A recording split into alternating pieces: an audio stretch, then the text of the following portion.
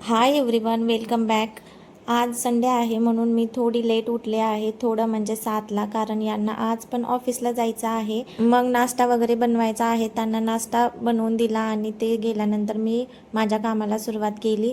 सगळ्यांना सुट्टी असली तरी आपल्या बायकांना सुट्टी नसते. इथे मी सगळ्या किचनची क्लिनिंग करून घेतली आणि काही छोट्या मोठ्या गोष्टी करायच्या होत्या त्या करून घेतल्या. संडे आहे पण कुठे बाहेर फिरायला जायला जमत नाही, कारण की कधी पाऊस येतोय तर कधी ऊन पडतंय आणि ऊन पडल्यानंतर खूप सारी गरमी पण होते इकडं. आज 2-3 दिवसानंतर खूप छान ऊन पडलं आहे इकडं. तुमच्या तिकडं आहे का ऊन? मला कमेंटमध्ये नक्की सांगा. जे कोणी कमेंट करेल ना त्यांचं नाव मी नेक्स्ट व्हिडिओमध्ये मेन्शन करणार आहे. आज ऊन आहे म्हणून भरपूर सारे कपडे मी वॉश करायला काढले आहे. सगळ्यात आधी इथं पायपुसण्या वगैरे वॉश करायला टाकल्या होत्या, कारण की कधी पण पाऊस येऊ शकतो इकडं. त्याच्यामुळे म्हणलं आधी पायपुसण्या टाकून घेऊयात, कारण की त्या जाड असतात ना, वाळायला थोडा टाइम लागतो त्यांना जास्त. आज विचार करते की मस्त असं हेअर ऑइलिंग करावं. त्यासाठी एक हेअर ऑइल बनवणार आहे. म्हणजे रोज असं चाललंय की उठायचं आणि पटकन आंघोळ करून यायचं. हे आहे देवांश आहे तोपर्यंत रोज माझं असंच चाललंय. म्हणून म्हणलं आज वेळ काढून आपण हेअर ऑइलिंग करून घेऊयात. त्याच्यासाठी मी इथं आधी खोबरेल तेल घेतलं आहे. त्याच्यामध्ये कढीपत्ता आणि कांदा टाकायचा, सिंपल आहे. त्याला गरम होऊ द्यायचं, चांगलं उकळून घ्यायचं तेल आणि थंड झाल्यानंतर मालिश करून घ्यायची केसांची मस्त. आपलं नॉर्मल खोबऱ्याचं तेल लावण्यापेक्षा त्याच्यामध्ये काहीतरी मिक्स करून लावल्यानंतर जास्त इफेक्टिव्ह बनतं. त्याच्यामुळं मी कधीतरी असं कांदा वगैरे टाकून लावत असते तेलामध्ये.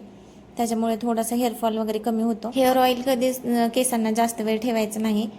जास्तीत जास्त 1 तास नाही तर अर्धा तास वगैरे ठेवून घ्यायचा. ज्यांच्या घरी लहान मुलं आहेत त्यांना नक्कीच रिलेट होईल की असा निवांत वेळ मिळत नाही. पण मी आज माझ्यासाठी स्वतःसाठी थोडासा वेळ काढला होता निवांत. म्हणलं थोडं मस्त हेअर केअर वगैरे करून घेऊया. देवांची तिकडून पाठीमागून बडबड चालू होती आणि टीव्हीचा आवाज एवढा मोठा करून ठेवला होता की माझे हेअर ऑइलिंग करेपर्यंत हा छोटू उठून बसला होता. सुट्टीच्या दिवशी मला जास्त कामं असतं. असं तुमच्यासोबत पण होतं का की सुट्टीचा दिवस पूर्ण आपल्या कामामध्येच जातो? देवांशला सुट्टी असते त्या दिवशी माझं काम एकदम निवांत चाललेलं असतं. तो असल्यानंतर आधीला कधीमधी बघतो ना, त्याच्यामुळे थोडं निवांत मी काम करत असते. सगळं क्लीन वगैरे करून घेते त्या दिवशीच. आणि आधी इतका आगाव झालाय ना की खाली बसतच नाही बिलकुल पण. सारखं त्याच्यापाशी कोणीतरी राहावं असं त्याला वाटतं. तुमच्याशी बोलत बोलत आणि ह्यांच्यासोबत खेळता खेळता इकडे कपडे पण मशीनचे झाले होते. म्हणलं पटकन वाळू घालून येऊयात आधी, कारण की कधी पण पाऊस येऊ शकतो. बघा वारं सुटले पाठीमागं. आधी बसत नव्हता म्हणून मी दोघांना पण वरती घेऊन गेले होते. देवांशला म्हणलं तू त्याला मांडीवरती घेऊन बस, तिथं वरती गेल्यानंतर मी कपडे वाळू घालून पटकन येऊयात आपण खाली. एकदा तर असं होतं की कपड्याची मशीन होऊन जाते 10 वाजेपर्यंत, पण मला कपडे वाळू घालण्यासाठी 12 वाजतात. कारण की त्याला एकट्याला सोडून जाऊ नाही शकत आणि त्याला घेऊन कपडे वाळू घालता येत नाहीत. म्हणून म्हणलं आज देवांश होता म्हणून म्हणलं चल तू पण वरी घेऊन चल त्याला घेऊन बस तिथं, मी कपडे वाळू घालून येऊयात आपण खाली.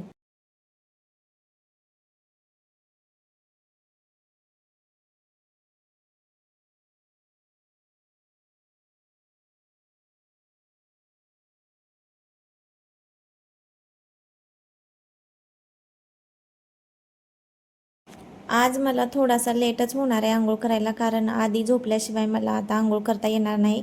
ज्यांच्या घरी लहान बाळ आहे ते नक्कीच रिलेट करतील की लहान बेबी असल्यानंतर अंघोळ करायचं किती मोठा प्रॉब्लेम असतो. चला म्हणलं तोपर्यंत खेळत आहे, तोपर्यंत आपण इकडं दुपारच्या जेवणाची थोडीशी तयारी करून घेऊयात, म्हणजे तो झोपल्यानंतर बाकीचं राहिलेलं करता येईल. कारण की तो असा पण जागी असल्यानंतर काही करू देत नाही.